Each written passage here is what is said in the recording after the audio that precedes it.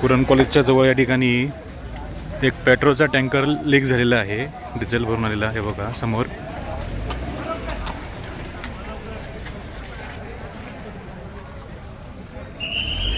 होऊ शकतो या ठिकाणी.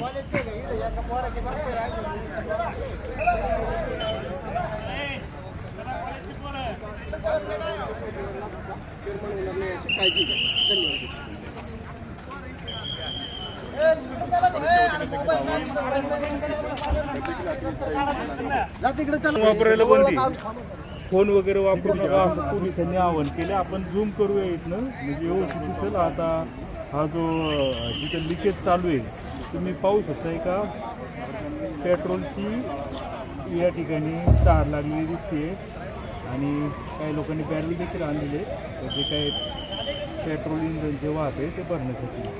तिथून जर काही आग वगैरे लागली तर पूर्णपणे संपूर्ण परिसर आगीच्या ज्वाळांनी नष्ट होऊ शकतो.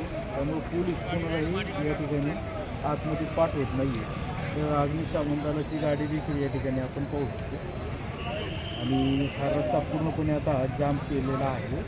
आणि जे काय हे आहे पेट्रोल असेल किंवा डिझेल आहे का, पेट्रोल आहे ते आता पेट्रोलमध्ये बाहेर काढण्याचं काम चालू आहे. त्यामुळे तुम्ही या काय याच्यामध्ये पूर्ण पेट्रोल आहे सगळं.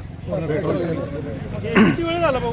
साधारणतः अर्धा पाऊण तास झाले. अर्धा पाऊण तास झाला. अर्धा पाऊण काय तास धडकले का, काय कशामुळे काय झालं त्याच्या पाठीमागचा टायर फुटला. कुठला?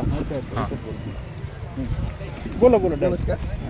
काय झालं, या जुन्नर नारायणगाव रस्त्यावर पेट्रोलची वाहतूक करणारा जो टँकर होता हा जैन पॉलिटेक्निक आणि जैन कॉलेज ऑफ इंजिनिअरिंगच्या समोरून जात असताना स्पीड ब्रेकरवर त्याचा मागचा टायर फुटला. तुमचा आहे का? टायर फुटल्यानंतर त्याच्यावरती जे मडगाड असतं ते मडगाड उडालं आणि त्या जे टाकी आहे पेट्रोलची टाकी त्या टाकीवर आदळलं. त्या पेट्रोलच्या टाकीवर आदळल्याने पेट्रोलचं लिकेज चालू झालं. पेट्रोलचं लिकेज चालू झाल्यामुळे सगळ्यांनी प्रसंगावधान राखून लगेच वाहतूक आम्ही ब्लॉक केलेली आहे. दोन्ही बाजूला आपण पाहू शकता दुतर्फा कॉलेजच्या ज्या आमच्या बसेस आहेत, कॉलेज आणि शाळेच्या ज्या आमच्या बसेस आहेत ह्या लावल्यात आम्ही आणि रस्त्याची वाहतूक आम्ही थांबवली. पोलीस प्रशासनही त्यात बरोबर तत्परतेने या ठिकाणी आले. अग्निशामक दलही जुन्नरवरून दाखल झाले आणि हा रस्ता ब्लॉक केलेला आहे आणि पर्यायी वाहतूक आम्ही वळवून दिलेली आहे. कुरण मार्गे मोठ्या गाड्या चालू करून दिलेल्या आहेत आणि मोटरसायकल आम्ही रस्त्याकडून बाजूने काढून देतो. नागरिकांनी पण थोडंसं प्रसंगावधान राखलं पाहिजे, कारण पेट्रोल आहे हायली इन्फ्लेमेबल आहे, खूप मोठा धोका आहे. तर तो धोका टाळण्यासाठी आपण काय केलं पाहिजे, इथून मोटरसायकल नेल्याच नाही पाहिजे, नाहीतर सगळ्यांच्याच जीवाला धोका निर्माण होईल. शेजारी कॉलेजची बिल्डिंग आहे, इथं नागरिक गोळा झालेले आहेत, उत्साही कार्यकर्ते मोबाईल फोनवर जाऊन शूटिंग करतात.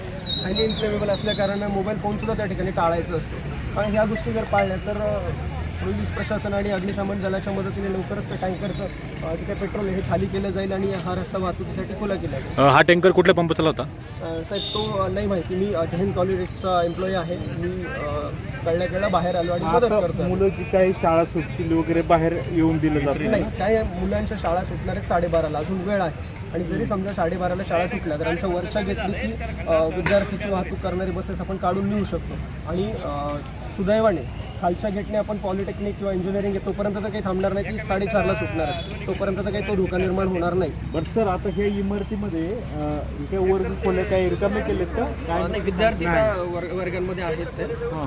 आणि अंतर आहे तेवढंसं जास्त, त्याच्यामुळे तसा धोका नाही आहे. बरं बरं, ठीक आहे. धन्यवाद. पंप जो आहे तो जुन्नरचा इंडियन साधारणतः जो टँकर जो आहे हा जुन्नरचा जो इंडियन ऑइलचा पेट्रोल पंप आहे काळ्यांचा, आपण त्या पंपाचा टँकर असण्याची शक्यता आहे.